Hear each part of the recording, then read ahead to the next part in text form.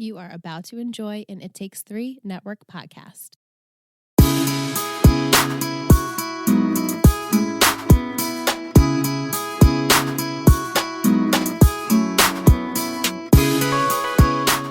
Hello and welcome back to Let's Talk OC, an OC podcast. I'm Michelle. And I'm Liz. And this week we're talking about Season 3, Episode 21, The Dawn Patrol. Original air date, April 13th, 2006, written by Mike Kelly and directed by E21. Ryan heads to Albuquerque to invite his mom to high school graduation. Seth declines his love for Summer. Ooh, Seth. So frustrating, Seth. So frustrating. And just, we'll talk about it as it goes on, too, because I also have After Dark questions for you about this. But our scoop of the week, provided by Michael, is a root beer float with vanilla ice cream, chocolate chips, and caramel. Yum. Right? I know. And so his explanation is the scoop of the week is a little different. I had a root beer float using vanilla ice cream with chocolate chips and caramel. I chose a float because we saw that Dawn is working at a diner, and I like to associate diners with ice cream floats or milkshakes and burgers. Yes. I do too. Makes sense.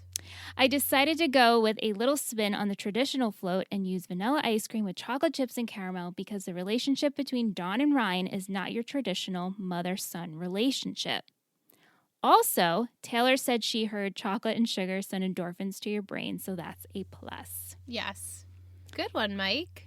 Yes. So clever. I know. He's so good at this role. I'm so glad that he enjoys it, and I hope he doesn't feel pressure to do it because Right? Like we just threw it on him and he's like, shit. I know, kind of like Tish. She's been sending us trivia. She did it once, and we're like, "You're our trivia queen." And yeah. Like each week they're like panicked to get everything in. It's like, you guys can relax. Yeah, like, Not that, please don't feel the pressure, but we appreciate when you guys do, as always. So, Liz, you liked this episode, huh? I did. I felt it to. What are the words I'm looking for? As much as it was like heavy, like there's a lot of shit that happens, and you're like, oh, it's so frustrating. It didn't nearly frustrate me as much as last week. Interesting. I don't know. Yeah, okay. I enjoyed like seeing Ryan kind of out on his own in his element, and I liked the kind of twist of Marissa kind of like still having her moral compass, which is great. Loved Summer, of course. Seth, you know what? As much as he was frustrating, I found him to be way more frustrating last week. This week I expected it, I guess, so I was like, typical Seth. This is so classic Seth. And then hours later, you're like, kind of want Summer back. Why'd you do this in the first place? Well, that's what I want to discuss with you when we get there, because, and I don't know if it's because of rewatching it, and because we know the outcome, is Seth, yes, he's frustrating, and yes, he's super shitty, but the fact that, 2 episodes later, he's like, oh my God, I'm stupid, and I want her back. We're not going to drag this on. Right. It will be dragged on. But right, I appreciate it for the story, but also I felt like, why did you toy with our emotions like that anyway? Well, because he's stupid. Right. Yeah. No, I know. All right, so let's get into this episode. It opens up, it's dinner time at the Cohen house. They're all working on dinner.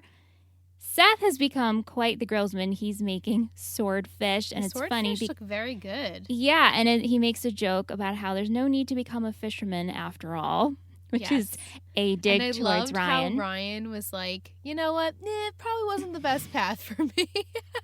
Yeah, but I like that we brought it back to that. Like, same. The things that we experience as the audience, they still experience as their inside jokes, and they know that they lived which it. I enjoy. There's not a lot of shows that do that. I know. But when they do, you're like, oh, okay, they get like what we were feeling at that time. Right. And so Ryan, he pushes back with, do you think that lying to Summer is such a good idea? And they're talking in private, kind of on the side. And then Kirsten and Sandy, they bring up the fact that graduation tickets have arrived and it's 2 per student. And so then they start talking about how the Nana was born for graduation. She loves big celebrations like this. And Ryan offers that the Nana can take his because Seth's tickets will be taken up by Kirsten and Sandy. And so Kirsten, she suggests that he should invite someone from his family. Right, his family. So it's like, who are you going to choose if his dad's in jail and Trey and him don't really have a great relationship? Yeah. Dawn would be the only other option. That's right. And as we saw when Sandy flew out to see her for Ryan's birthday, she wasn't doing so hot. Right. And she declined. So Ryan feels super awkward. He heads to the pool house. Kirsten and Sandy, they kind of talk. And Sandy says, like, I don't really think that this is such a good idea. But Kirsten says that Dawn is changing and she's going to AA and she's trying to make herself better. And you can definitely feel at this point that Sandy and Kirsten have tension. She's digging towards Sandy because they haven't been connecting since all this situation's been going on with the hospital and Matt. Right. So as we said, Ryan, he felt awkward. He heads to the pool house and Kirsten follows him. And she apologizes to Ryan saying, listen, I'm sorry that I brought up your mom and inviting her to graduation. And he asks her straight up, when Sandy saw her, how was she actually doing? And Kirsten said she wasn't that great. Right. And he goes, it's okay. I get why you're pushing this, but I'll go talk to her. I'll fly out. I'll go by myself. How bad can it be? And if I don't invite her, will I ever see her again? Right. Because if he's going to Berkeley, like he's going to be in college and there's not really a chance for him to like hang out with his mom. Like we don't know where she's going to be. Right. Right. Exactly. But going back to actually to Kirsten. Yeah. I almost felt like she was looking at it as like in addicts, like an addict that's a mom, because now she knows firsthand what it's like to be distant from your children because of your illness. And so I think she was like, oh, well, Dawn should get to see her son graduate. And then when she said it to Ryan, I think she was like, oh, shit. And then she goes to kind of apologize to him. And I was like, oh, it makes sense to me that she would be the one to be like, have your mom come. And so she would understand what it's like to get sober. Yeah, of course. And rebuild your relationship with your child. So I was like, oh, I wonder if they poetically did that a little bit. It made more sense to me when I was watching. I was like, oh my God, I just came to a revelation about Kirsten. And now I'm saying it. I'm like, doesn't sound as good. No, I definitely agree with you because we saw Kirsten go through this and we see Kirsten, she goes to AA. She goes to meetings. And so the fact that she knows that Dawn is doing that, she knows what it's like to be an addict. Mm-hmm. And Kirsten, how much she loves her sons. And of course, she would want to be there on graduation. So she could only think of, I'm sure Ryan's mom would love to see him graduate as well. Right. Yeah. And know the progress of her son because that's what keeps you going at the end of the day. Right. Okay, so let's start with Ryan's story. So the next morning after dinner, we see Ryan. He's getting ready to leave for Albuquerque, and Kirsten comes in. She made him a big brown bag of lunch, and she booked him, she booked him a car service to get him around Albuquerque because she worries enough. So cute. I love it. She's like a little care package. I know. Here you go, son. I know. And she again offers, are you sure you don't want me to go with you? And he's like, no, I'm sure. I need to do this by myself. And this is the part where we also find out that Dawn has been working in a diner. Right. Because last episode, we're like, is she still in Albuquerque? We don't even know where she is. Yeah, because she disappears. Sandy says, come back to Newport, and then we never hear from her again. Right. So he heads out. Before he leaves, though, we have a really sweet Kirsten and Ryan moment. They hug. She wishes him a good trip. And she's like, listen, whatever happens at the end of the day, you have one proud mother who's watching you graduate. So sweet. So sweet. So Ryan arrives in Albuquerque. He arrives at the diner. He's looking for his mom, but it turns out her shift doesn't start until later. So he strikes up a conversation with another waitress who is named Chloe. Did you remember Chloe? When I first saw her, I didn't remember like what happens with her, but as soon as I saw her, I was like, oh yeah. Even though I don't even remember what happened with her, just the actress is very familiar. Yeah. So I was like, oh yeah. Yeah. So at first, She's Ryan. cute. She is cute. Yeah. So at first, Ryan, he's being very vague. You know, he's like, I'm looking for Dawn. I'm just a friend of hers. And she's like, really? Because Dawn has a son that's about your age who's living in a wealthy part in Newport because he mentions the hotel he's staying in. Yeah, she's like, oh, that's a nice hotel. Yeah. Dawn's friends wouldn't be able to afford a hotel like that. Right. So she figures it out pretty quick. And Ryan, he admits to it. And she says Dawn is going to flip out when she sees you. Her shift starts later in the evening. So how old do you think Chloe is? I would say probably 19, 20. That's what I was figuring too. Yeah. She looks older to me than that, but like I'm trying to put myself in like the situation like, well, she's probably not that much older than Ryan. I'm thinking 20. Yeah, 20 the most. Right? Or maybe 21 because she does right, get them. because she can buy alcohol. Yeah, okay, so maybe 21. Yeah. You get it, Rye. Yeah, right? So later that evening, he heads back to the diner. He sees his mom working. He's looking through the window, and we see Dawn. She's carrying trays of food out. But then we see her get pulled onto this big burly guy's lap. And so this automatically turns Ryan off. He walks away, and Chloe catches him, and she asks, why aren't you coming in? And if you're not going in, do you want to go somewhere and talk? Yeah. Funny, yes. So he's like, yeah, okay. Because what else is he going to do? He's in Albuquerque. He's by himself. So him and Chloe, they head to a bar. They're drinking beer. They make jokes of like, hey, don't tell your mom that we're doing this. And he mentions that the guy that he saw Dawn with is making him nervous. And Chloe assures him that, listen, he might look scary, but he's got a great heart. Right. He's a good guy deep down, even though he looks like he would hurt someone. Yeah, like don't judge him just because of how he looks. So then this song comes on, and Chloe loves this song, so she gets excited. She asks... She would. I know. She asks Ryan to dance, and they start slow dancing, and Ryan's like, I did not expect this trip to go the way it's going. So then shoot to a scene, they're making out, and they sleep together. I loved this scene because I loved that the music was still in the background, like that country swag, like twang. I was just like, this is kind of hot.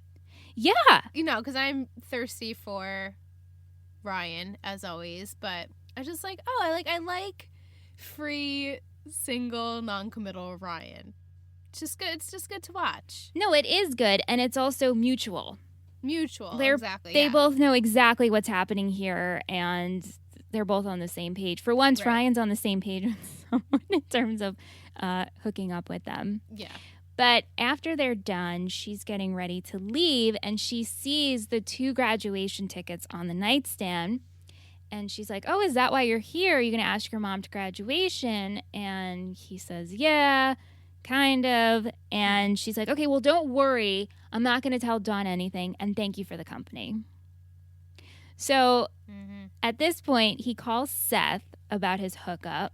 That was funny. He's like, yeah, I just hooked up with a waitress. Well, I love Seth and Ryan's relationship of the fact that Ryan would call Seth to be like, yeah, I just hooked up with this girl and this is what I'm feeling. And then him and Seth, they have such a great bromance. Mm-hmm. Yes. Yeah. So he's on the phone with Seth, and Seth's like, listen, you flew all the way out to Albuquerque. You're going to take a flight home. That doesn't make sense. I mean, a flight home early. It doesn't make sense. Be a man and at least pop in. Someone's got to be a man. And Ryan's like, are you still lying to everyone and about everything? Which was very funny. Yeah, and Seth's like, yep. Yeah. And so he says, like, Summer is very headstrong about wanting answers. If I tell her the truth, she won't go. And so this phone call kind of acted like a pep talk for both boys. Right. So Ryan decides, you know what, I will stay. He visits Dawn the next morning at the diner. She runs over to him. She hugs him. I teared up. Yeah, she's so excited, and she has tears in her eyes. And she does not let Ryan get a word in. She tells him that she's so excited about graduation, and Chloe told her everything. Chloe. I know. Like, dude, that was not cool. And Ryan's just like, are you kidding me? God. Yeah, because Ryan at this point hasn't made the decision if this is what he wants to do. Right. And so Dawn, she's just so excited, but her boss is up her ass about getting food out. And she's like, I'm just so glad to see you, Ryan, and thank you so much for asking me. So sweet. I know. So because Dawn is so excited, we see her and Chloe talking in the locker room. They're discussing outfits, and Chloe's like, you should definitely treat yourself to a great dress. Ryan comes into the diner and he says, like, you don't need to buy anything. Like, Mom, you're fine. And she also makes a question to say, like, listen, I was thinking I really want to take everyone to dinner. I know. This is so sweet. She's like, not fancy, obviously, but. Yeah, but I still want to treat everyone. And then she gets a call from her boyfriend. And so we see her interacting via phone with her new guy. And she says to Ryan, it's okay, I bring a friend, right? He's like, yeah, sure. I got an extra ticket. Like, oh. I don't know. I get, like, at this point, I get that Dawn's excited. And I get inviting your mom. I don't know if I was Dawn, if I would think it was appropriate to bring someone new I'm dating. Yeah. Right? But it's Dawn, and I guess she just. A comfort? She's so. Yeah, right. And she's so wrapped up in even being invited to the graduation that I don't think she's thinking clearly with anything. She's just so excited to, like, get there. Yeah. Like, okay, if I just get to Newport, like, we'll be okay. Right. I know. And she was so genuinely happy to see him, like, even the second day. Yeah. Like, just as much as she was the first day when she saw him again. Like, the way she just greeted him the second day, she just was so happy to see her son. Like, that's her whole world. I so sad. Thought it was interesting when Chloe says she's sorry for ruining this surprise. Oh, she's sorry, though. She just couldn't help it. Yeah. And then she continues with, you were going to invite her, right? Shit stir. Yeah, so at this point, Ryan is not feeling great about this situation. Dawn and Chloe end up going on a shopping spree. They show up to Ryan's hotel, and they have this dress, which reminded me of something from Pizzazz. Oh, my God. Yeah.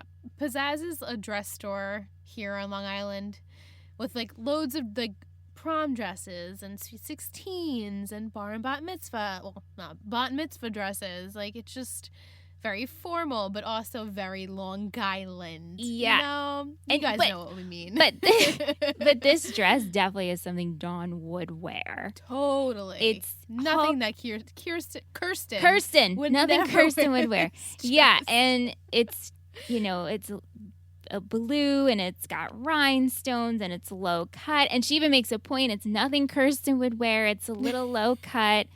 And Ryan cuts her off and he's like, listen, I got an earlier flight home. And the thing about graduation, it's just a boring ceremony. It turns out Seth and I are just going to blow it off. Yeah, and she gets the picture. Yeah, and real quick. Yeah, and he's like, listen, I can come visit you after graduation, or you can come in the summer. It's just, you don't need to worry about this. And she cuts him off, and she's like, Ryan, you don't need to lie to me. I have never been ashamed of my family, and clearly you are. So she storms off, and Chloe's just standing there so awkwardly, because, I mean, I would too, because now she just witnessed Ryan and Dawn having this altercation. And he says to her, my mom never changes. She tries to get help. Then she meets a lowlife. And Chloe stops him, which I liked this because she's like, hey. Gave him a piece of her mind. Yeah, she's like, hey, that lowlife hasn't had a drink in 12 years.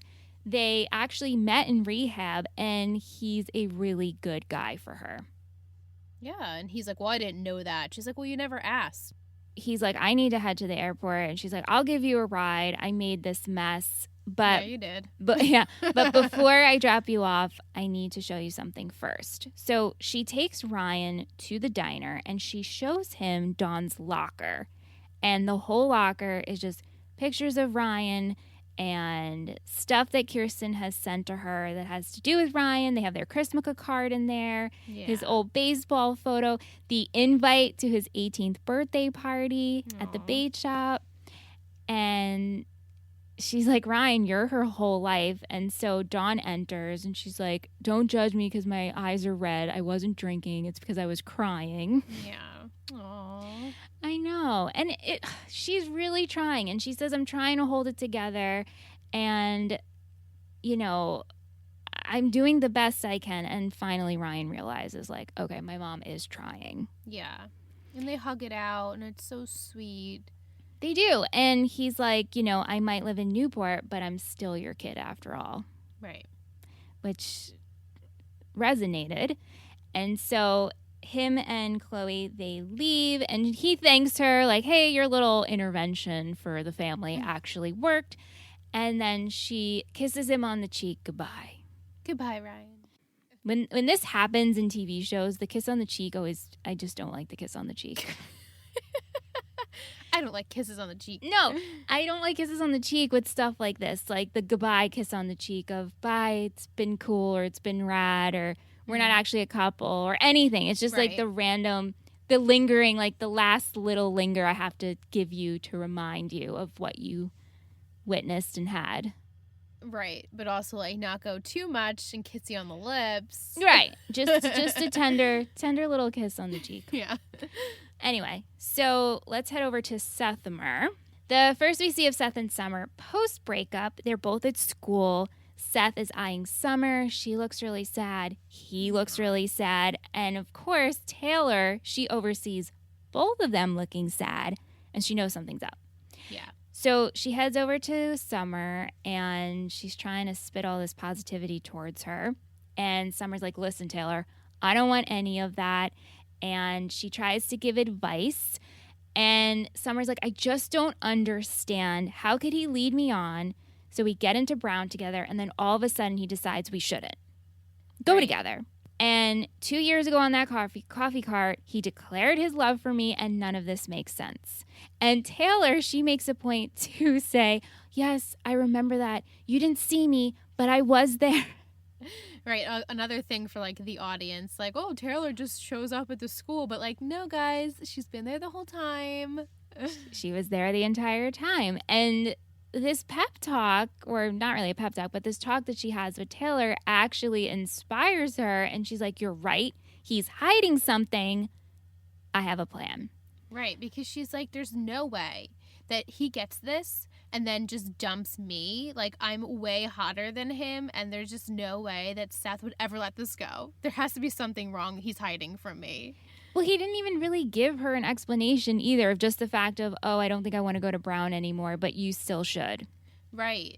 And so she just assumed and took that as, okay, so you don't want to be where I am, so therefore you don't want to be with me. Let me break this off. Right. But no, in Seth fashion, he doesn't say anything to make her feel comforted by this at all.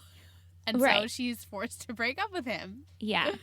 So in class, Summer, she's trying to get Seth's attention, and Seth isn't noticing. So then she starts laughing out loud, and she tells the teacher that Seth is making a joke, and he's doing a very funny impression of the teacher.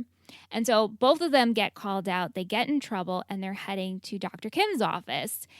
And as they're in the hallway, Seth is like, woman, what is your problem? And she's like, listen, the breakup is off.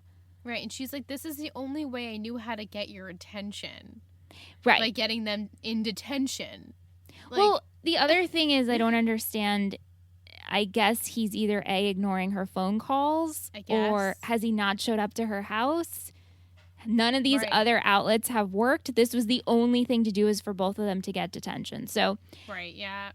The scene was a little cringy for me. I was like, oh, come on, Summer, just be stronger. But obviously, she wants to figure out what's up with him, so she does whatever she can. Right, so her plan is the breakup is off because I originally broke up with you. I'm calling it off, and you need to explain to me why you don't want to be with me. Glad to have you back, babe. Right. And she goes, I'm going to enter Dr. Kim's office first, give you some time to think, and then you can follow suit. So because now they're back together. Seth, he after school visits Summer in her room, and he goes, well, since you unbroke up with me, now the ball's in my court. I'm going to break up with you, and I'm sorry, but I feel this is best. And he goes, I guess now you'll never know. I know, when he said that, I was like, fuck you, Seth.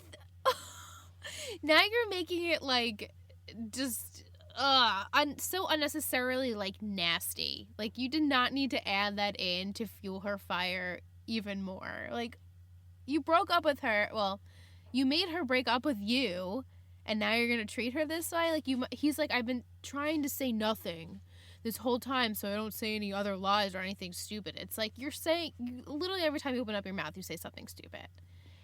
And the way he said it too just made it seem like a game. Yeah. Like, yeah, keep like, chasing well, now you're me. not gonna find out. Yeah, that's not how this works. Right. Asshole. So, yeah, asshole. So Taylor comes over and she asks Summer, do you still love him? And did he say he didn't love you? Because the big factor here is that if he never said that, love trumps fear and love trumps everything. Right. So I can scheme something if you're down. And so Summer decides that she's open to a little scheming. So Taylor calls Seth, and Seth is in his bedroom. He's laying with Captain Oates. He's asking Captain Oates, did you get into Brown? Which is cute. And he picks up the phone, and he's like, hey, Taylor. And she's like, listen, detention is being held in the student lounge. And Seth's like, okay, why are you calling me? Like, how do you know this? And she's like, oh, it's my duty as proctor, and you better not be late or I'll have to give you a tardy. Tardy. The tardies. That word. I know. So the big elaborate plan is Seth enters the student lounge, and it's completely covered with balloons. It looks like Valentine's Day. It does. And Hershey Kisses as weights, and it's pink. That was a nice setup. I know. And it's pink, and it's red, and it's totally love everywhere. And then it says the kissing booth for $10. So Summer is recreating the moment when Seth stood on the coffee cart and confessed his love to her. And so Summer, she's struggling to get on top of the coffee cart. And Seth's like, what are you doing? And she goes, no, I know you're afraid, but you're missing the key ingredient of this breakup. And I'm going to ask you, and if you can honestly tell me you don't love me anymore, then I will leave you alone and I will not bother you. And so Seth, he pauses, and then he goes, I just don't love you anymore. Oh, yep. This is so unnecessary. I'm sorry, E21 and whoever, Michael Kelly, whoever wrote this episode. Y'all, this is not necessary. Do you think it just shows how immature and young he is? I guess. I mean, if that's what they're going for, then they nailed it on the head. But if they're and also someone who's just so inexperienced with... Yeah, it's... I don't know. It is just... It's hard to watch without screaming and wanting to strangle him. I know, but it also hits you in the gut. It's really hurtful because Summer feels it. It's like she gets punched in the gut. She's like, oh my God. And she gets down, and Seth tries to say something to her, and she's like, no. Don't.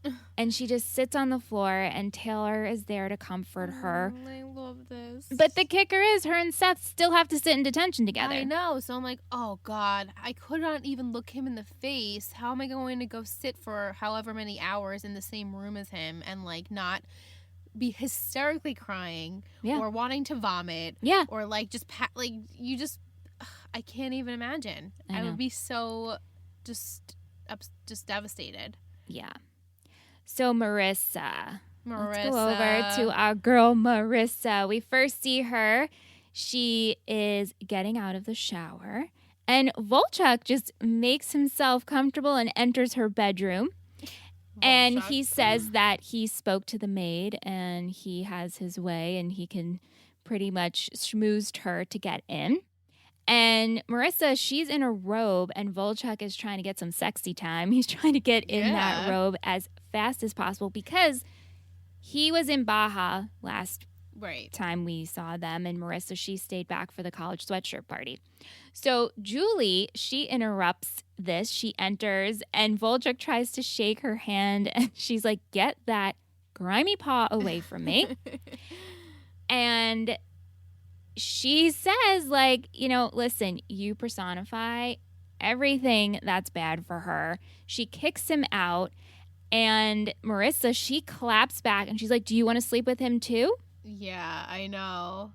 But Marissa, to give her props, I feel like she was trying to be like a respectful daughter by getting Volchuk to be like, no, we can't do this here. It's not right. Course. And then, of course, Julie comes in. And then when Julie tells her, oh, you can't see him anymore, that's when Marissa's like, oh, no. Right. You don't tell me what to do. Like, we were so close, and then Julie has to say something, like, very motherly, and Marissa just loses it. She's like, no, now I'm super defiant, just like I was before. Good job, Mom. And also very typical with teenagers. You tell them not to do something, and they're going to do the exact opposite. Julie, she gets it. She's like, he's hot. I get it, but he's not good for you. This is not good. So, of course, like we said, this doesn't resonate with Marissa just yet. She shows up to Volchuk's place. He answers the door. He's like, oh, did you forget your watch again? And she's like, haha, actually, can we hang out? And he's like, you're not going to go to school? And she's like, second semester, senior year. It doesn't really matter. Yeah. And I almost felt like Volchuk took this as, maybe you disagree, but like, oh, her mother told her I was a bad idea, so now he knows that Marissa's there because of that. Oh, 100%. Like, and not that he minds, but I feel like he either was like one of two ways. Like the first way, like, oh, Marissa's here, I'm excited, she wants to see me. Or Marissa's here, she's only doing this because her mom told her not to. Either way, he's okay with it. No, I think it's to spite. Yeah, the spite thing. And he's like, I wonder if he was like, man, I wish she wouldn't come here out of spite from her mom. But who knows? It's Volchuk. Yeah, I mean, he continues to say, if you're going to stay, then stay. Yeah, like, just stay, okay, if you're going to hang out. Right. So we shoot over, we see Volchuk and Marissa. They're in his bed. They're getting it on, making out, doing all the good stuff. And there's a knock at the door. And Volchuk thinks it's his drop. It's his drug dealer. And Marissa, she hears that it's Julie screaming like, her name. And so Marissa, she's wrapped up in the blanket. She goes and hides, and she enters, and she's like, listen up, Tommy Lee. You're just an experiment. And when she's done with you and realizes how pretty much shitty you are, she will come running back to me.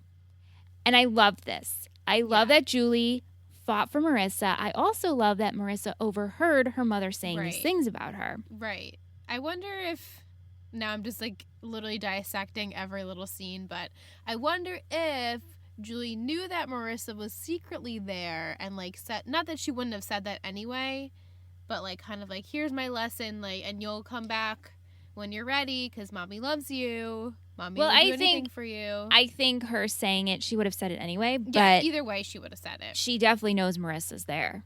I mean, we know where Marissa is, and she knows where she is, and she knows her daughter. Right. It's like a typical Marissa thing to do. And so Julie leaves. Marissa comes out, and she's like, "Oh, that's my mom." And he's like, "I gotta go get some beer." Yeah, I feel like it kind of affected him a little bit. It definitely affected him. Yeah, because she pretty much called him like this low life Tommy Lee, and like, you know, you're not going to be with my daughter. This is not going to work. And instead of like going to hop back into bed with Marissa, he's like, nah, I'm going to get some beer and like take a second to myself, because I think that shook him a little bit. It made him upset. Well, yeah, because when's the last time he had to deal with parents? Yeah, well, that too. But I think he truly does like Marissa a lot more than he wants to let on. Oh, he 100% does. Yeah. 100%. So for not having her mom's approval, as much as like he says it doesn't bother him, it probably really does. Yeah. So Marissa, she's asleep in Volchuk's bed, and his friends enter, and it's super loud because they're having a party. And he wakes her up, gives her a beer, and she's like, isn't it a little early to have a party? But anyway, we see all of his friends, and then we see Heather. Oh, hey, girl. If you guys don't remember, Heather was the girl that just antagonized Marissa at Newport Union. She's the one who kept giving the finger guns to her. Did we know that they were friends?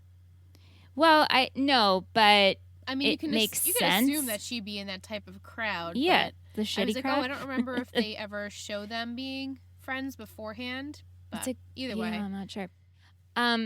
But Heather, she ends up getting drunk. She's dancing and in the corner, and she's very, very drunk at this point. And the boys are kind of like egging her on, like, take off your clothes and all that. So one of the goonberries, the other dudes, he goes to grab Heather another beer, and he roofies the beer.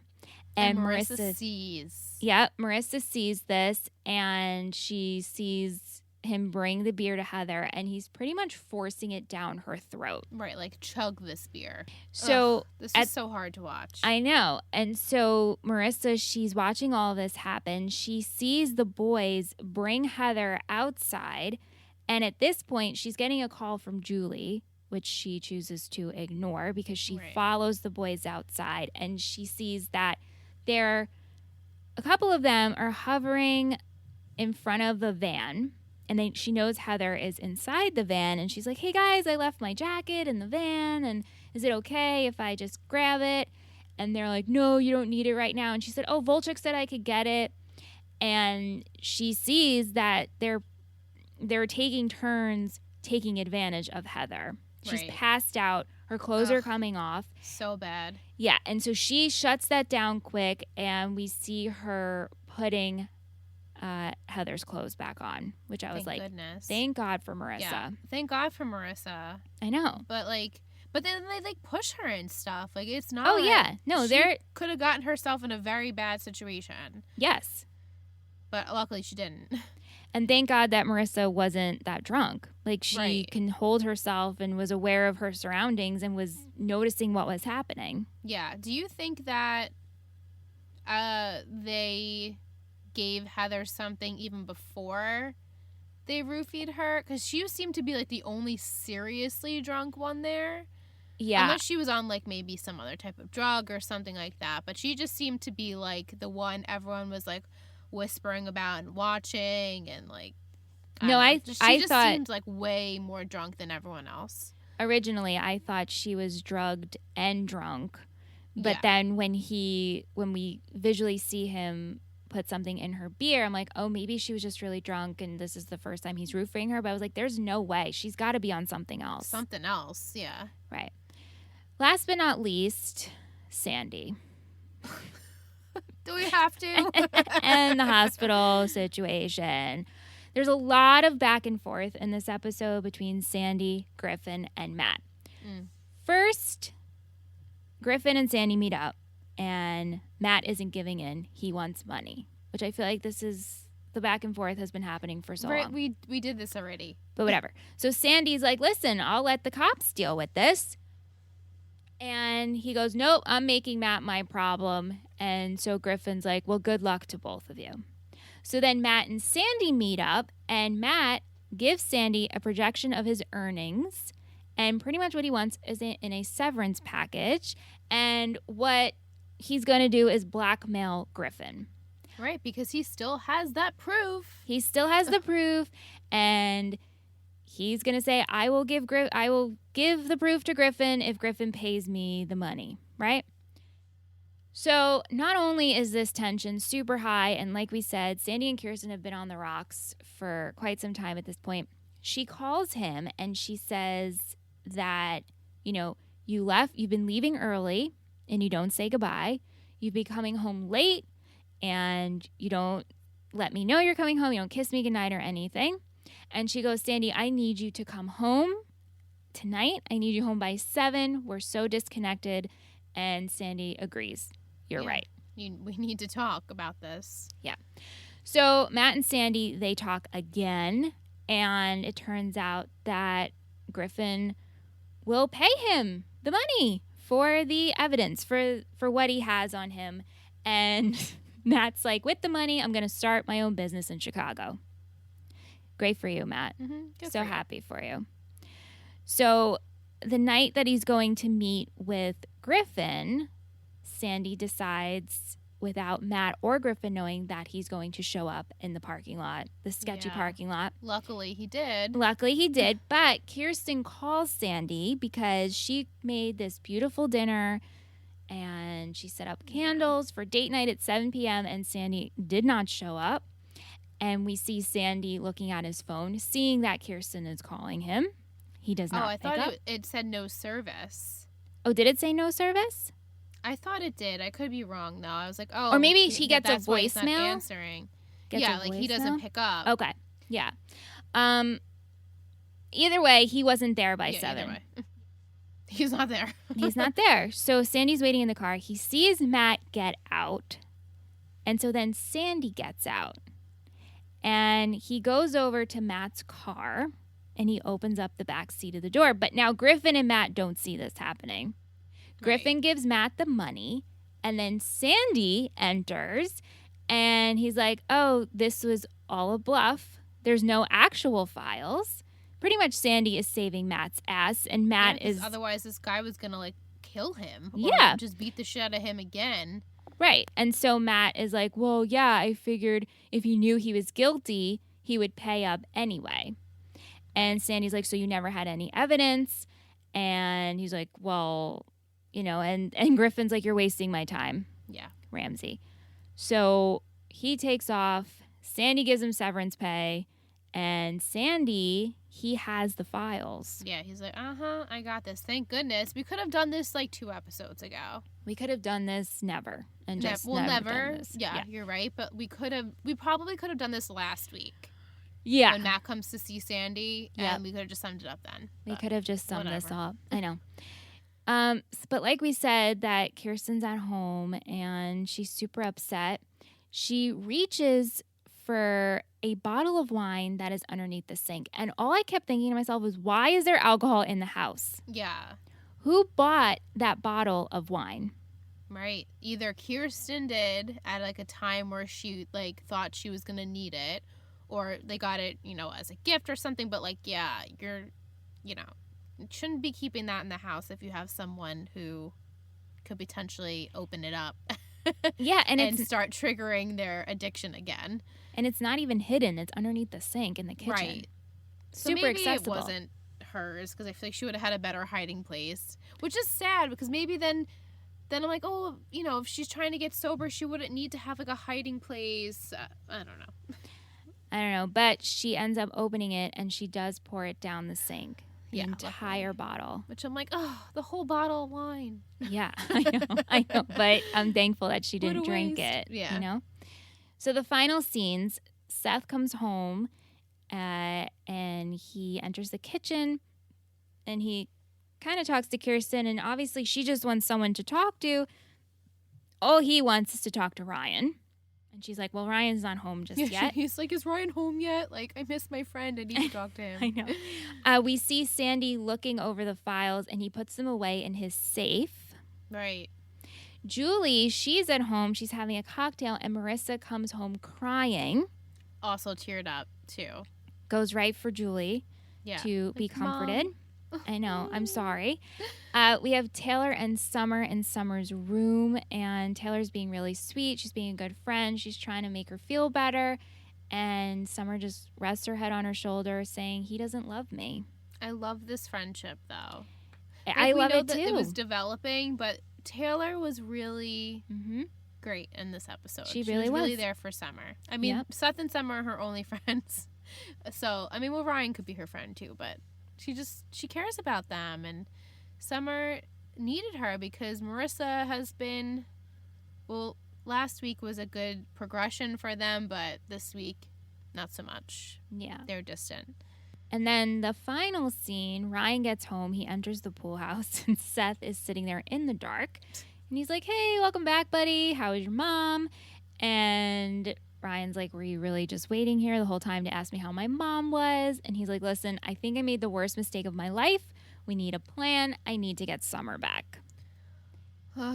So here's the thing, right? We see, like I said at the top of the show, Is it because I know how it pans out, and because this lasted 2 episodes, does it not really affect me as much? Like I said, Seth was still annoying, and Seth, spoiler, is my shittiest this week. But Same. witnessing this, I'm like, well, it doesn't hit as hard. It doesn't. I just feel like it was just Stupid. a waste of time. Yeah. Well, it just shows how Seth operates, and he's very frustrating to deal with at times. Yeah. It needs to change. It does need to change. But let's take a short break. We have a lot of questions and comments to get to.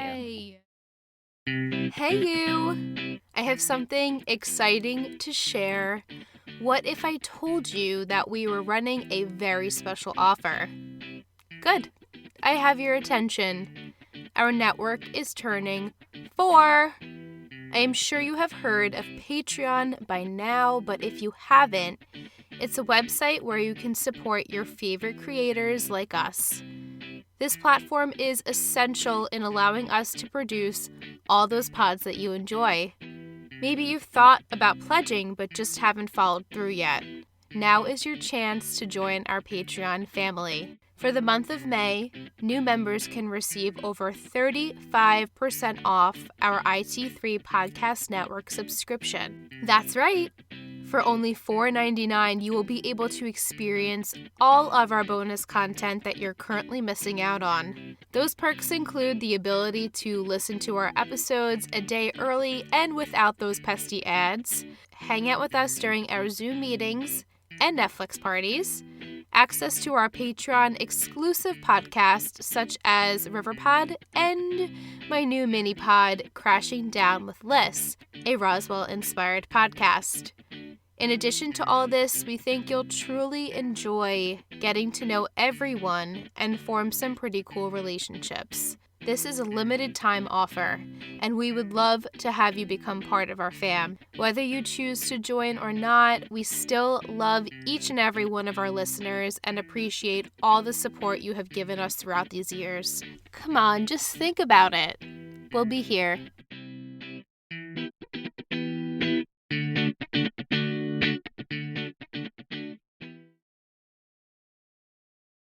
Welcome back from break. We're going to go into our trivia and comments and questions. First up is our tea with our girl Tish. Letitia_Dominique on Instagram. This was the least viewed episode of the season with 4.33 million views. Wow. It has a rating of 7.6 on IMDb and a 9.6 on TV.com. The guy who was the rapist's accomplice, dude waiting outside the van, is portrayed by J.D. Pardo, who was also in the Twilight franchise. He played Noel in Breaking Dawn Part 2. Mm-hmm. What the hell is wrong with Seth? Couldn't say. I get that he's a kid, and we forget that sometimes, but he could have saved everyone so much trouble, hurt, and pain if he just told the truth. Yep. Julie made parent mistake number 1, forbidding your child from seeing someone that will drive them straight into their arms.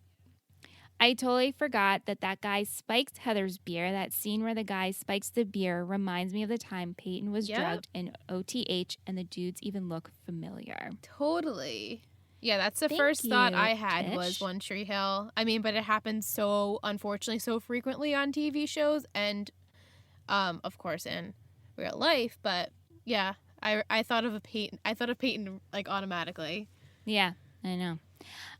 Over to N Shelton 516. Nicole, I hate that Kirsten and Sandy are in a weird funk right now. I want the good old Kirsten and Sandy back. Yeah. I'm so glad Kirsten dumped that bottle of wine out. She was opening it, and I kept saying, no, no, no. Mm-hmm. Same.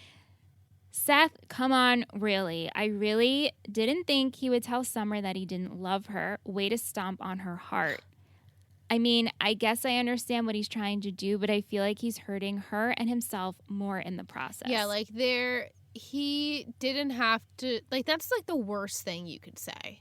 I don't love you anymore. That's it. If you don't love someone, that's it. And the worst thing is when you say it and you actually don't mean it. So how do you come back from that and say, oh, actually, this was all just an elaborate, weird lie web I got myself into? I actually do love you. How do you ever believe anything they say ever again. Yeah. I mean, and he's had that a track record of lying. So. Yep. Yeah.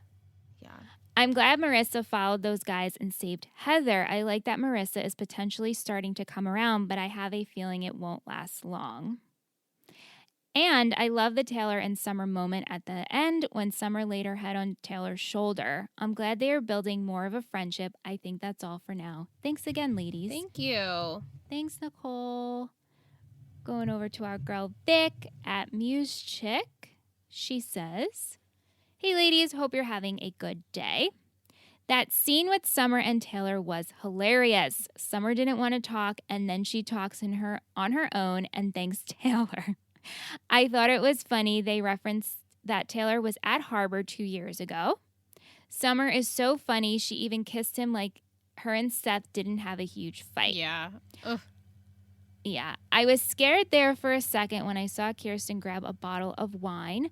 Oh my God, as soon as I saw those big, beautiful balloons, the big kisses, and the cart, I was already crying because I knew Seth was going to break Summer's heart. Yeah.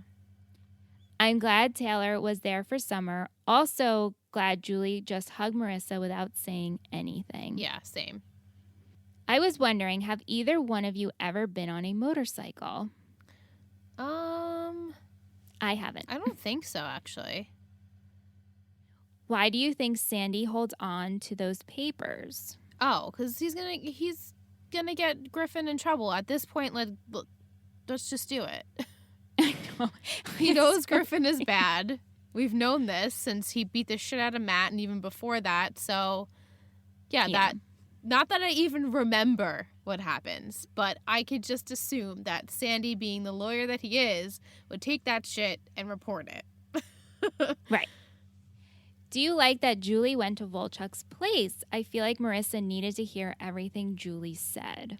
Yeah. I like it because, again, it shows that Julie's stepping up, being a mom. Right. She's fighting for her daughter. Thank you, Vic. Over to our buddy, our ice cream correspondent. Mike, Del_Vasto. Hey, Michelle and Liz. I wanted to thank everyone for writing in their comments about my ice cream choices being good. I try hard to think about what pairs with the episode, so I'm glad people are enjoying it. Oh, well, we're enjoying it the most. I know. Thanks, Mike. You're the best. I laughed at the callback from when Ryan was going to work on a boat. I can't believe that was only the start of season 3. Feels longer ago. I love the scene where Julie went to try and find Marissa at Volchuk's. Her whole exchange with him is so good. One of Julie's best moments. I had originally thought it happened last episode. I was confused when it didn't. I think it was really important for Marissa to overhear that, and Julie knew she was there and was listening to her. Julie is many things, but you have to admit she is protective of her children in a way a mother should be. It's true. Yeah. Everything she does is for her family. She's very similar to Cersei from Game of Thrones in that way, and I respect her character. What a comparison. Wow. Julie is MVP this episode, but Marissa is a close second. She saved Heather, even though she was a huge bitch to Marissa when she started at Newport Union. Yeah. I think her seeing what Volchuk's buddies were going to do to Heather and the party were a huge wake-up call for Marissa. The words Julie said had sunken in, which ultimately brought her back home. Like everyone else, the whole Sandy hospital thing is annoying, and I'm over it. What a good scene when Kirsten opened the bottle and then dumped it down the drain. It was so brave of her to do that. It showed her growth in character. Ryan was super shitty for the majority of this episode. I get that he saw a familiar pattern in Dawn and assumed the worst. I'm glad he redeemed himself and invited her in the end, but he shouldn't have jumped to conclusions in the first place. Right. What a heartbreaking episode for Sethamer. When Seth told Summer he didn't love her, it was brutal. Agreed. Yep. Quotes. Listen up, Tommy Lee. You're just the latest in a series of experiments my daughter likes to make when acting out, so enjoy it because right here, right now is as good as it gets for you. Soon Marissa's going to wake up and realize she is so much better than you and your life. Ooh. Thanks, Mike. Yes, thank you, Mike. It's a great quote. Okay, Alicia at AAW3115, she starts out with saying that she's been thinking since we are almost to the end of season 3 and 4 is so short, she's so sad to think that Let's Talk OC might be leaving. Had a suggestion to get a few more casts from you all. Maybe after the show is done, you could do bonus episodes where you discuss and analyze character development through the series. I would love to hear your take overall and maybe incorporate what the characters would be doing since, just a thought, and maybe you're ready to be done with Let's Talk OC, but I'm guessing the fans of your podcast aren't. I'm guessing not. I love, yeah, and I love this idea, Alicia, and this circles back to last week when you asked us what we both see as transformative moments for the core 4 characters up until now. And as I thought about this, I would love to talk about it as a whole and point back when these moments occurred. And I think this would fit in perfectly for when we do these little bonus episodes, because this is something I would love to do if you're in list. Totally. When the series is finished. When I can marinate more on the whole series as a whole and their character development. And we can fully dissect them as their whole arc and being. She continues with, hope you are doing well. Happy anniversary month, and thanks for the great deal on Patreon. I think I might join. Oh, thank you. We hope you do. Yes, we love having, I hope you do. Everyone over there. It's so much fun. Yeah, I don't have a ton of time to give you all my usual novel, but I did want to share a few comments and questions about this episode. It was an episode that made me uncomfortable for many reasons. There were a lot of cringy moments where I found myself holding my breath. Here to say that Julie and Taylor were my MVPs for the episode. Julie for giving it to Volchuk and telling him what's up, and for being there for Marissa and just a badass mom. And Taylor for being there for help for Summer and trying to help her with Seth debacle. My 33-year-old self cannot get past this web of lies Seth has woven for himself. Yes, honey. Talk about commitment to a lie. He would rather sit there and tell Summer he doesn't love her, another lie, just so he doesn't have to tell her he didn't get into Brown. Right. It just... What? I know. What?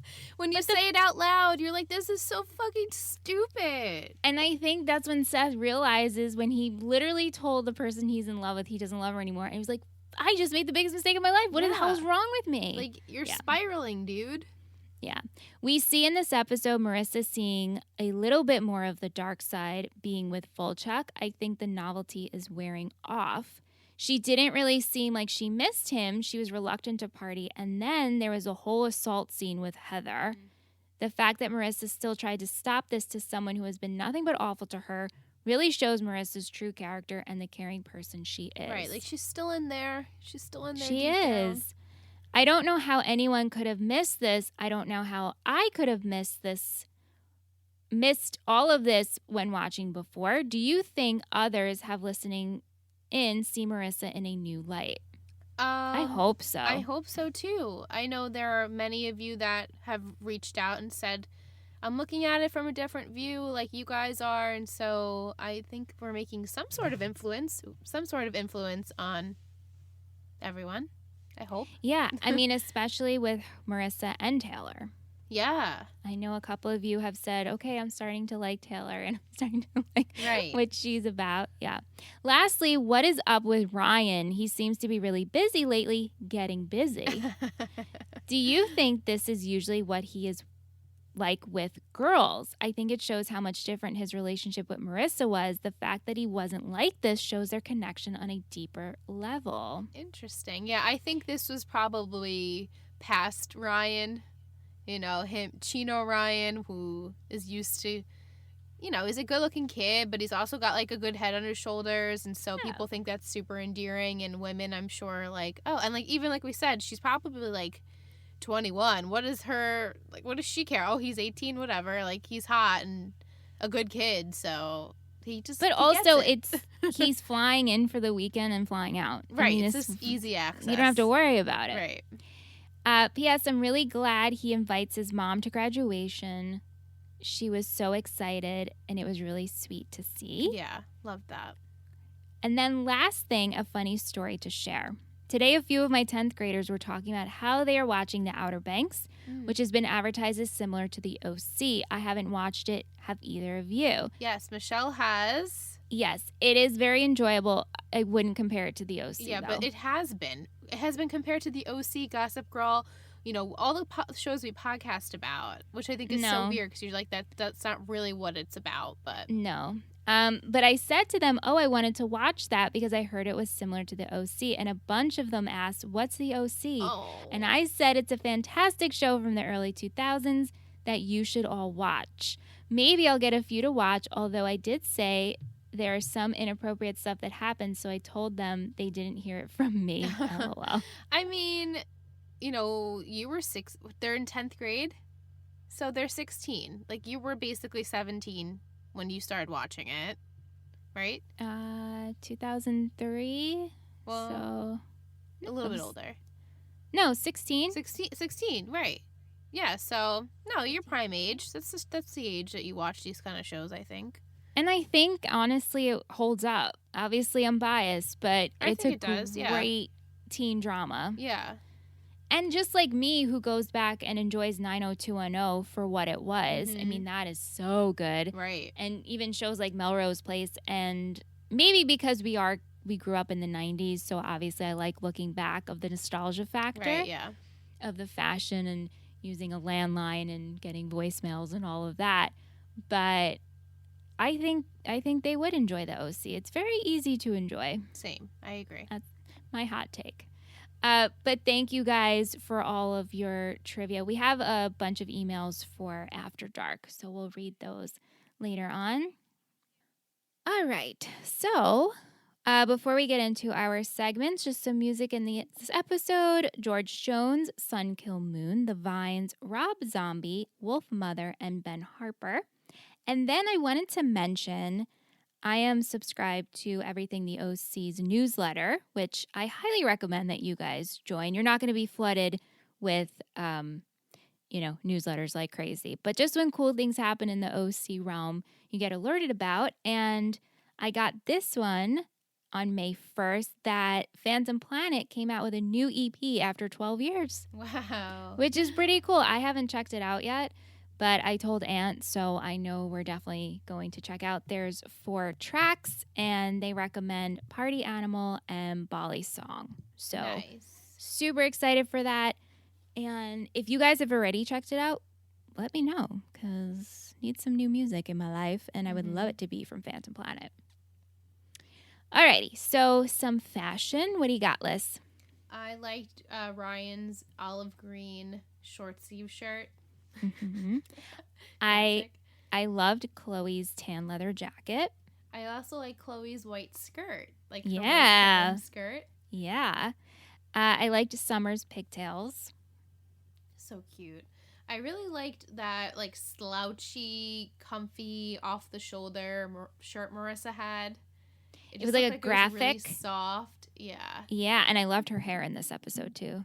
Yes, great hair, as we know. I actually really liked Volchuk's cutoff denim shirt. I liked that too.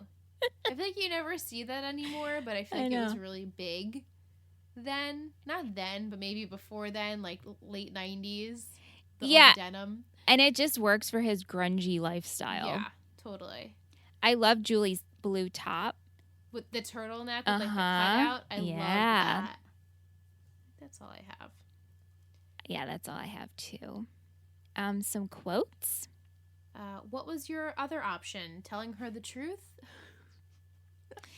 Summer, the only thing that would make me feel better is seeing that assless, gutless, was skinned, flayed and served as assless, gutless, was tartar. Oh my God. Imagine, I wonder how many times she had to say that line because it's a mouthful. I mean, I stumbled over it. Yeah. So I can only imagine her saying it in her fast pace. I know, right? I love when Julie says, I told Neil this house had rats. When Seth is talking to Ryan about his plans. Plan A, I fake my own death. You never want to underestimate the power of a sympathy vote. And then Ryan goes, is there a plan B? And he's like, yeah, I could hack in through the brown firewall into the admissions office and reverse my acceptance. Yeah, okay, Seth. Marissa, you want to sleep with him instead? Yeah. This is not what I expected. And then Chloe goes, but maybe it's what you needed. Yeah. I like when Kirsten says you have at least one proud mom watching you when you graduate. Oh my God. Love I know. her. Seth, when he's on the phone with Ryan, talking about Dawn and Summer, each suffer blackouts of their own kind. Yes, I love that too. Well, I just slept with a waitress. You don't have to lie to me, Ryan. I have never been ashamed of my family. Oh, yeah. When Seth says, just be a man. I know. Kirsten sent me that stuff. She's a real nice lady. Kirsten. I just love it. It's so perfect. It's just so perfect. Her calling her Kirsten. Kirsten. Taylor, love trumps everything. That should just be a bumper sticker. Right, it should. On a t-shirt, everything. Yeah. When Summer... Oh, go ahead. Sorry. No, when Summer just exclaims, breakup is off. Yes. And I loved when Sandy said, think of all the sick people you could be healing right now. Yeah. Yes, Sandy. Yeah. All right. So my MVP this week is a 3-way tie. Wow. So in old-fashioned times when we used to morph them, I'm going to try to create... I love this. A morph of the names. Sure. I'm excited. Has to be thought about. Yeah. Do you have your MVP? Yes. Okay. So it'll just come out the way it's going to come out. Yep. Okay. All right. On 3, 2, 1. 3, 2, 1. Talucia. I chose Taylor. Mm-hmm. She was there for Summer this whole episode. She loves her friends, her 2 friends, Seth Ummer. She just wanted to help them out, and she was doing anything she possibly could to make them, Summer, feel better. And her offering her the coffee and the chocolate and the shoulder to cry on. I just loved her, and she wasn't even especially witty this episode. She just was like a true friend. Yes. So it's good to see that layer of her. Yes. I also chose Taylor in my trifecta of MVP-ness.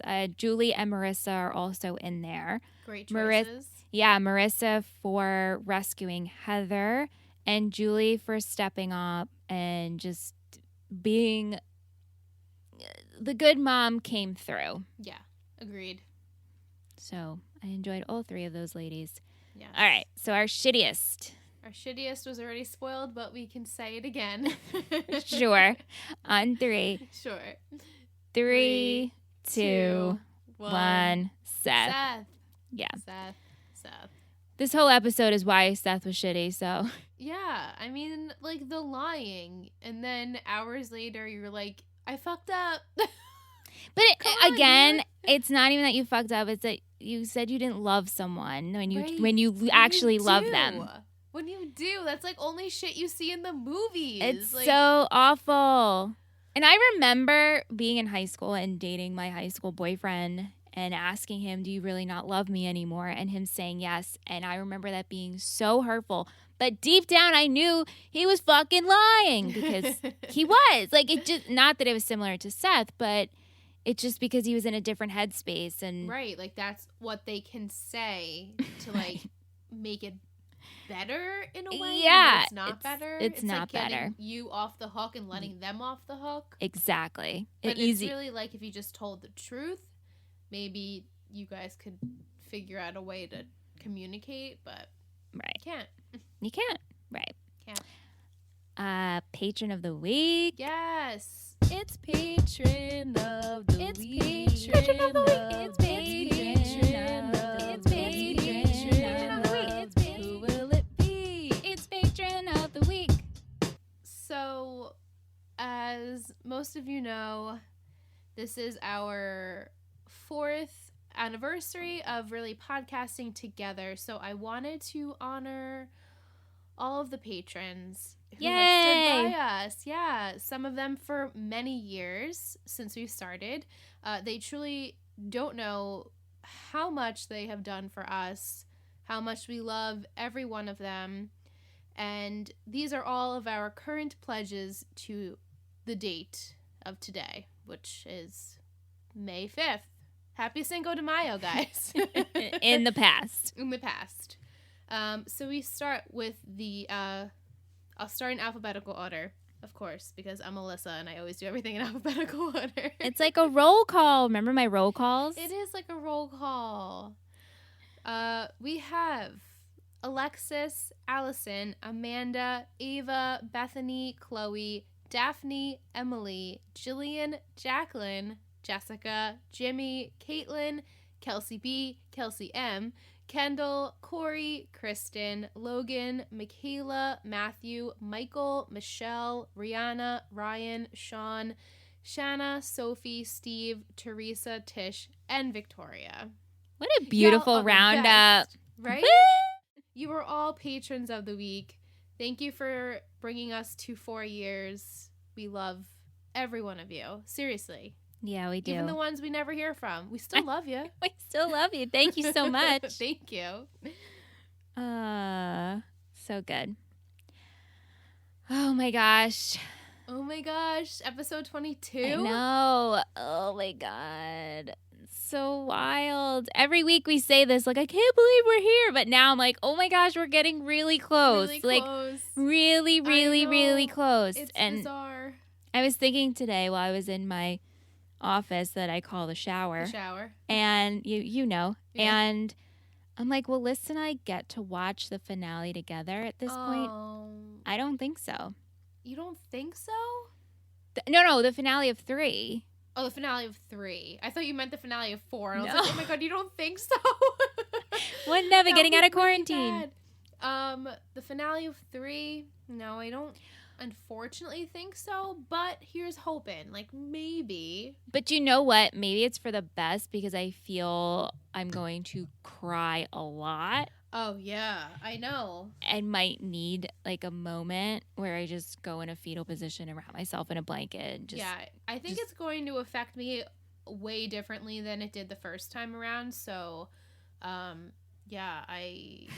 interested to see my reaction. Maybe I'll send a picture of you of me after to you. Maybe we should both do that. We'll both like take a side selfies by side of like of us Kim like. K ugly crying, and that'll be Yeah. our finale, season 3 finale. Season 3 photos. finale, to be Yeah. specific, not series. Not finale. series finale. Yeah.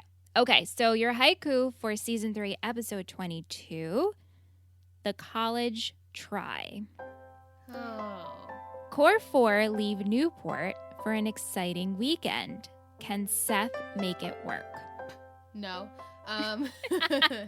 The college try, we did discuss this in After Dark last week, so but just by your haiku, you can tell that the kids are going to visit the schools that they got into, right? And so what happens there, I don't remember, but I am excited to find out. And I'm excited to see them like tippy-toe to like the next step that they're going to be going on. We might get an appearance of someone, right? Mm-hmm. It's too soon to tell, maybe. Until next week with that. But I'm excited for this episode. I feel like maybe it's gonna be a little different because they're like not in Newport. Yeah, it will be different for sure. So I'm excited for that. Yeah. Can't believe we're on episode 22. I'm gonna keep saying that until we get to the finale of the episode of the season, but wow. I know. 4 more episodes. Like tonight, we have 4 more episodes left of season 3. Right. But I'm hopeful that Sandy throws Griffin under the bus. Like, let's get this dude out of here. Let's not talk about the hospital anymore. Let's make it Sandy's mission to get Griffin out of here, to get him in trouble. I hope him and Kirsten talk about this and then they can move on from it, because this really is turning him into the Caleb that she didn't want him to be. And so once he comes back to his own way of being like, yes, I'm the Sandy you know, and I turned Griffin in because he's a bad guy, then maybe they can get back to a new normal for them. And then they're only really going to have each other. Their kids are going off to college, so Exactly. they better work on this now. Exactly. I know. You know? Does Marissa go to Berkeley, though? I guess she does. Just to try it out. Just to see, like, what the campus is like. But where does Seth go? If Seth doesn't have a school that he got into, did he only apply to Brown? Yes. Did they talk about this? He only applied to Brown. Is he Blair Waldorf? I feel like, what the hell? Yes, pretty much. Come on, Schwartz. They don't have any safety schools? This is pathetic. Yep. And it's funny, they both don't get into the schools they pick. Yeah. And then they have to figure it out. So maybe Seth's going to Brown to, like, knock on the doors, like, hey, let me in the school. Very warm. Something very warm. Seth would, do. So because remember, his parents don't know he didn't get in. Right. So that's so true. So he has to go to Brown. Right. So the only people who know is Summer doesn't know. The only person that knows is Ryan. That's it. And Ryan's not going to say anything until he has to. Well, he's hoping he doesn't have to. This is Seth's problem. Is hoping he's getting into Brown. Right. He's like, no, this is my mission. I'm getting Summer back and I'm getting into Brown. And it's like, right. Dude, we could have, like, the Brown thing, maybe not so potential, but Summer, you that could have been avoided completely. But yeah, okay. You're a moron. I want to smack you. You're a true moron. Yeah. Summer and Seth. Mostly Seth. Good predictions, though. Very, very good. We knew it was coming, but very, very good. Very, very good. But that's all we have for this week for Season 3, Episode 21. Thank you, everyone, for listening every week. Thank you to all of our patrons. We love you guys so much.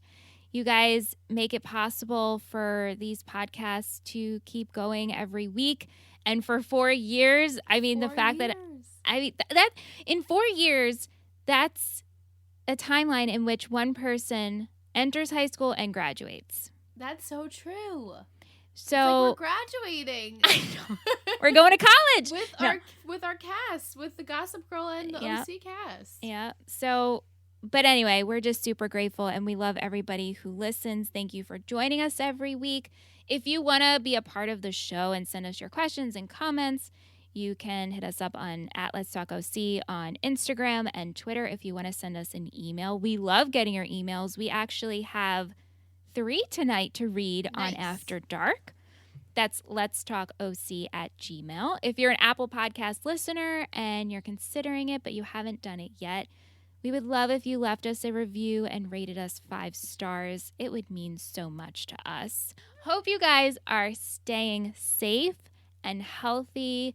I know some states are lifting some shelter-in-place rules. Here in New York, we're still practicing social distancing. Yeah, and where we live, it's probably going to be the absolute last. Yeah, which, not to go on a ramble, but I'm kind of okay with that because I just want us to get past this. Right, I know. But I do hope everybody is healthy in the long run. So we hope you guys have a good week, and we'll see you next time for Season 3, Episode 22, The College Try.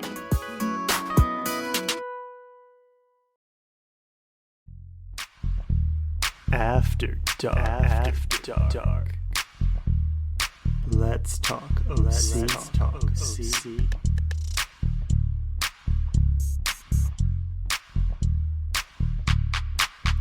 After dark. I'm going to start. It's after dark.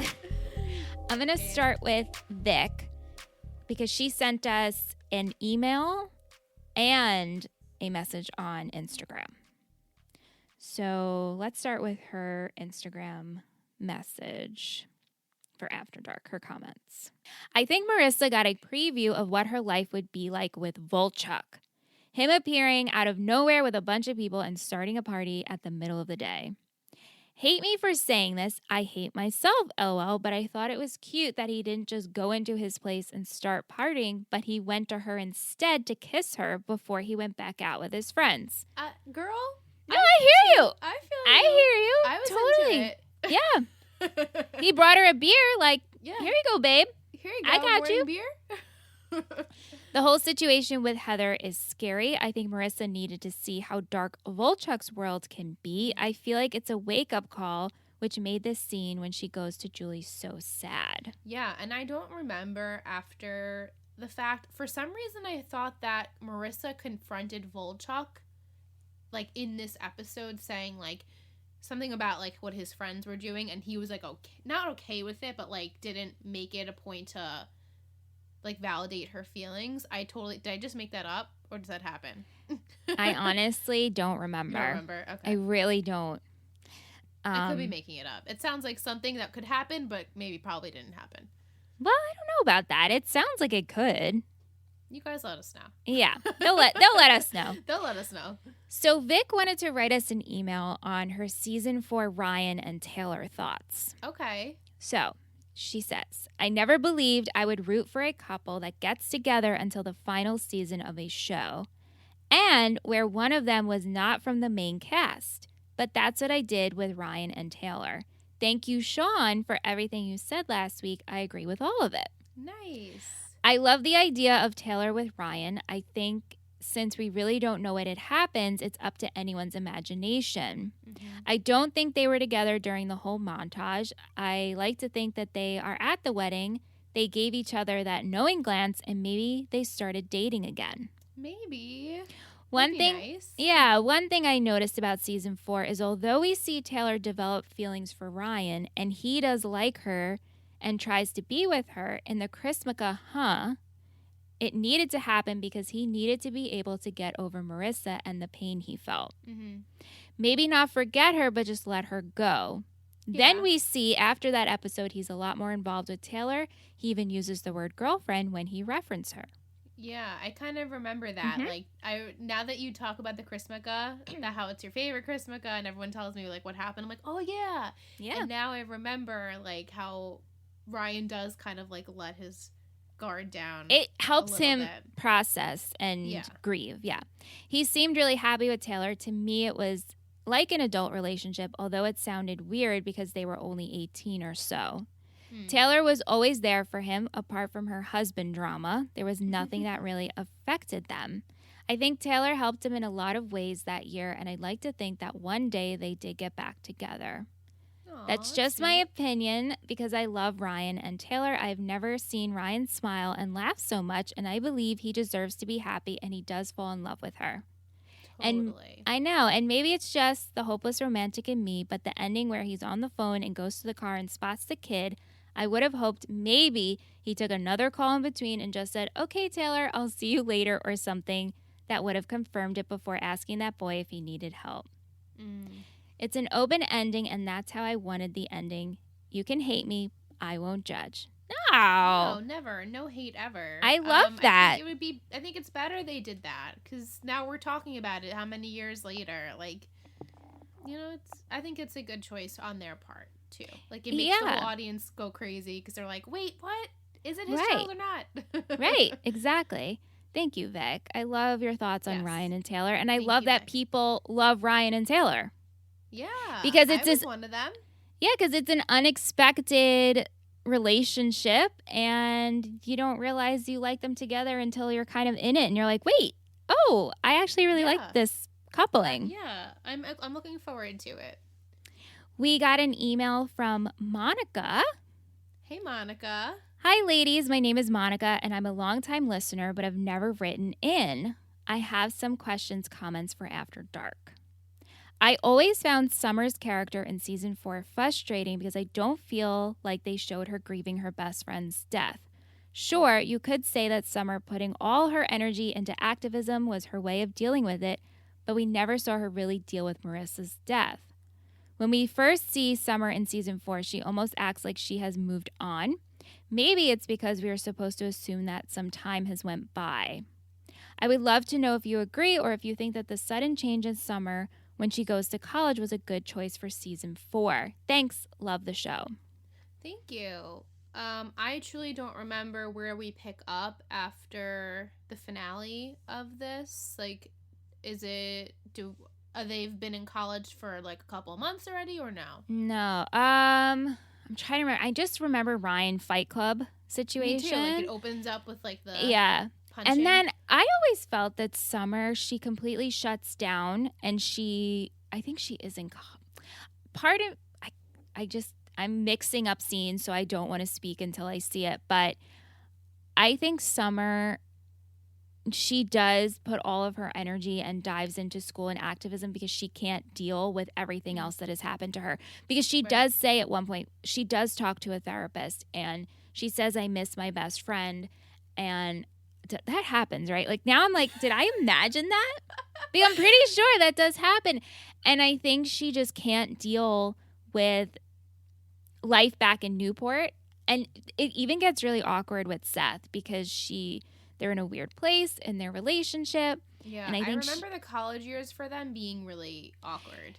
Yeah, because I think she's finally finding herself and what's important and what's meaningful in life. But at the same time, as a result, she doesn't want to deal with what's happening inside and her feelings of losing a best friend. Mm-hmm. Right. And when you go away from home and you're in this new environment, you can almost recreate yourself. And you're like, oh, I don't have to deal with that person right now. And then when you have to revisit it, you don't want to, because all it is bad memories and the situation that happened. And why bring that up again? Mm-hmm. You know? Yeah, I agree. But thank you, Monica, for reaching out. Thank you, Monica. First time. We would love to hear from you more, so don't be a stranger. On Patreon, we got a sweet message from Sophie. Sophie, I just love that name. It's so cute. So cute. Some after dark talk. I just finished watching season 4 for the first time in a few years. I tried not to go ahead of the podcast, but I have no self-control. This season always reminds me of how far Summer and Julie come throughout the seasons. The two of them easily have the biggest character development. I just listened to an episode from season 1, and you girls refer to Summer as, ugh, she's terrible. Oh, really? Sorry. Don't recall. And now she will probably be crowned MVP of the whole series. The ending montage makes me cry every time. I think it's just perfect. As for Ryan and Taylor, I was always under the impression that they did end up together. I thought the looks they gave each other standing at Seth and Summer's wedding suggested they did get back together. I'm excited to hear what you girls think when you get up to it. Same, but also sad. But yes, same. I don't recall saying that about Summer. Maybe it was Ingrid? It's very possible. Because I probably said, like, the first episode is like, yeah, she might be terrible, but I mean, Summer she loses her terribleness very quickly. Right. Yeah, I remember the first few episodes of season 1 if they even touched upon her, because I feel like she wasn't that big of a character. Well, we just see her. Right, Seth keeps, like, crushing on her, and then you see her more. But then I feel like she loses it pretty quick. Yeah, I mean, she is at the fashion show, and she gets drunk with Marissa, and then she's got the Holly Beach party, and she hits on Ryan. Right. Like, Chino, ew. Right. And then she does use Seth at his grandpa's party to talk to rich guys. But, I mean, it moves on so quickly that you're like, oh, yeah, Summer develops. And I've always said this, she develops so beautifully. And same thing with Julie. Like, I couldn't agree with you more, Sophie. Yeah. And that is why I always defend Julie, because I'm like, Julie's one of my favorite characters. Not only is she so entertaining, and especially, it's season 1. And I know she could be a bad mom. Definitely. I would never give her the award for being best mom. But I'm proud of the person that she develops into. Me too. I even more so say she had a bigger change than Summer did. I definitely see a growth in Summer, but I feel like Julie is, like, even more so. Yeah. She just ends with, anyways, thank you for your hard work. I love, love, love the podcast. I'm excited to message you girls my thoughts more often. P.S. Can Ant be a permanent addition to Let's Talk OC? I love his input. Sure, he can. I mean, he can come season 4 and be permanent. Well, then Volchok is spoiler gone, but I mean, this is After Dark, right? So Yeah, I mean, we definitely have to get him on for a couple more episodes, I feel, because this is his like prime. this is it. This is it. This is Yeah. it. Thank you so much, Sophie. Thank you, Sophie. On Instagram, Mike. Yeah. When the OC was on Hulu, were all the season 4 episodes on there? I was wondering if they edited out Chris Brown of the episodes somehow, or if he was on there. Disney did not put the episodes of Sweet Life with him on it on Disney Plus, so I was wondering if they somehow censored the episodes he was on Hulu. This is such a great question. I don't know. I didn't end up watching any of season 4 on Hulu. Interesting. Yeah, but guys, those who have watched ahead or you've seen it a lot of times, please let us know. Imagine they're like, wait, Chris Brown's on the show? Or what they would do is they would probably just they would not show that episode like with 90210. Right. All it would those be so confusing when they come back to watch. Well, not that he played the biggest part in it, but episode-wise, like other things happen, so. Right. I know. Interesting. Yeah, I didn't even think about that. I know. Good point, Mike. And please, if anybody knows, let us know. Letitia, Tish, our girl, she says, Julie telling Marissa the choices she makes now could determine her future. That hit different this time. Yeah. I'm not sure if I never caught the line before or just wasn't paying attention, but it caught me this time. And it was like a gut punch, knowing what happens. Totally. And you know what I picked up on, or maybe it wasn't on purpose, but as I mentioned in the podcast, how much Taylor and Summer have really bonded in this episode. And I wonder if, I mean, by this point, they had to have known what the ending of the season was going to be, right? Yeah. I mean, 4 episodes away. So it was good to see Summer just completely give in to being Taylor's friend. And I wonder if they did that on purpose because they know they're getting rid of Marissa. And so she'll need someone come season 4. I know last week, speaking of Taylor, was it Mike? Someone asked if she spoke Korean before. I thought it was Letitia. Or is it Letitia? I'm not sure who asked it. Whoever it was, I apologize, I can't remember. But I was trying to research it. I couldn't find anything, but there was a really cute article about Autumn talking about Taylor, and she just felt that she spoke a lot of languages. It was part of Taylor. And she actually did speak French very well. Oh. Which ties in for what's coming because we have... Right, because she goes and she marries the French guy, right? Mm-hmm. Yeah. Yep. So, yeah, I'm excited for more Taylor. And, you know, you got to think of the positives of 4 because... Yeah. I remember it being, even though obviously it's coming off of really... high-low, if you will. I remember there being a lot of, like, lighter moments in it. Yeah. Like, it was almost like, yeah, we really just killed you in the last episode of season 3, so we're gonna try and make you laugh at least for the rest of the time being.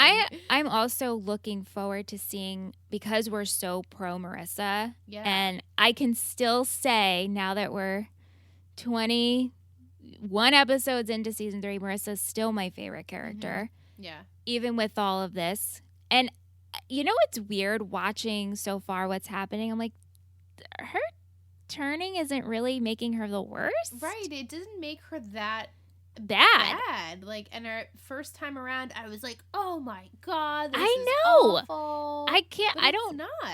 It's really strange. It But is strange. I'm curious if we will feel that they gave her, or how it's like to watch season 4 and if they give her justice. Yeah. Not justice. You do know what I mean? I'm using the wrong just word like because I'm done with words. Her alive and relevant. The spirit, the the spirit relevancy, of Marissa. and how we feel with the transition of without her. And then I've been, I listen to podcasts while I work all day, and a couple of them had said so many shows. It was specifically Dan Levy on Mark Maron's podcast and why he ended Schitt's Creek the way he did. But anyway, of the fact that so many shows go on for seasons and seasons and seasons. So unnecessary. And it's so unnecessary because it's just you get old and then the audience loses you. And while I feel a lot of OC audience, they get to 4 and they're like, oh my God, this is the worst season. But when you think about a series, like, wow, there's only 4 seasons in this series. Yeah. The first 2 have so much jam-packed where it feels like it could be multiple seasons. But really, it's a 4-season show. That's pretty short. That's nothing, yeah. And I agree. Like, I feel most shows past 5 seasons it's like, what do we do after that? You reuse plots, you reuse, like, you bring in people that just doesn't make sense to the show, and it ruins it. Like, there's some show, like, Teen Wolf was one of them. I loved every single season, every single episode. There was never a filler episode for me. And when they decided that they were going to end it on, I think it was 5 seasons, I was like, you know what? It's better this way. Like, it's just better. They get to end it the way they wanted to end it. Right. And there was no one saying, like, ugh, why is this show dragging on? Like, let's just say Supernatural. We don't need to have 14 seasons of a show. It just doesn't need to be. I stopped watching it maybe 10 seasons in because I was like, there's the same shit over and over again. Yeah. So, yeah, I think it's the OC. It's kind of like this little bubble. You're like, oh, that's the OC. Like, even though season 4 people think it's like, oh, that's the worst season. It's so different. Doesn't feel like the same show. All right, it's just one season though, and then it ends. So it's kind of like you take it for what it is. And you love it anyway, even though it's just it makes the show more charming, I think. Exactly. I agree with you. It just makes me think of, totally unrelated, but when I finished Scrubs and then you watch the last season of Scrubs and you're like, what the fuck is this?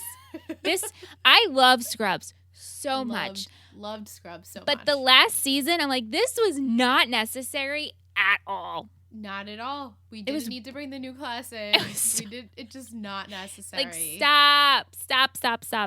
Yeah. Yeah. I just remember being like, well, this season doesn't count. It's not the real end of the show. Right. Agreed. This season doesn't count. That. But Scrubs, anyway. Such a good one.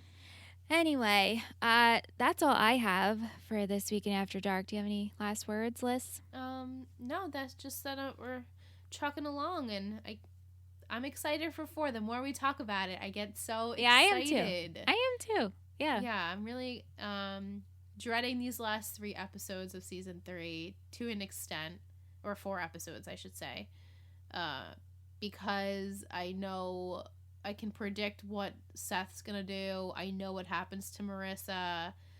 You know, I remember Ryan and Marissa, like, they do get a bond again a little bit towards the end of her life, and it's so short-lived though. I mean, they're together when she dies. Yeah, so it's really, it's gonna hit hard. But you know what? Together? No, they're together physically. But, like, physically, okay. I was gonna say they're not, like, in a relationship. No. But obviously he'll still always care about her. It's well, Marissa. Yeah. Oh, God. Oh, I'm not ready. But, yeah, I actually am excited to watch it by myself in the room with the dark and the tissues. And no. I know. I feel that also talking about it, I feel like I might get emotional. Right? Well, like it's be a very season interesting 3 episode. Finale episode, we're going to just be like, can't talk. And then Volchuk. Oh, yeah. Because right now, Volchuk is super tolerable, even though he's still shitty. He's just like a goonberry. Yeah, he's just like, whatever, Volchuk. You know, what happens to Marissa, like, you're like, how could you ever, like, back up this person? He just snaps, and he's like, I'm going to crash into your car and, you know, make you swerve off the road, and Marissa dies. Like, you fuck. You're a murderer. But did he mean to murder her, though? I don't know if he meaned to murder her, but he meant to. I mean, He meaned. And I repeat, meaned. It is late, and my brain is done. But no, he just wanted to. He had rage and just wanted to cause a situation. Yeah. Yeah. And he meaned. He meaned to do it. No, Aunt. What do you think? Do you think Volchuk meant to kill Marissa? No. He's gonna say no. He didn't know what to do. He didn't know what to do. Forever is defending Volchuk. Volchuk's number. I need to get him a shirt that just says like Volchuk's #1 fan. You should. That would be so good. I would love that. Yeah, I'll have to see. I'll have him look at the following episodes and see when he wants to come be a guest. Yeah. Yeah. Maybe not next week because maybe Volchuk's not in it as much, but definitely a more Volchuk. Oh yeah, not next week. Yeah. All right. All right, guys. Well, good stuff. if you've waited this long,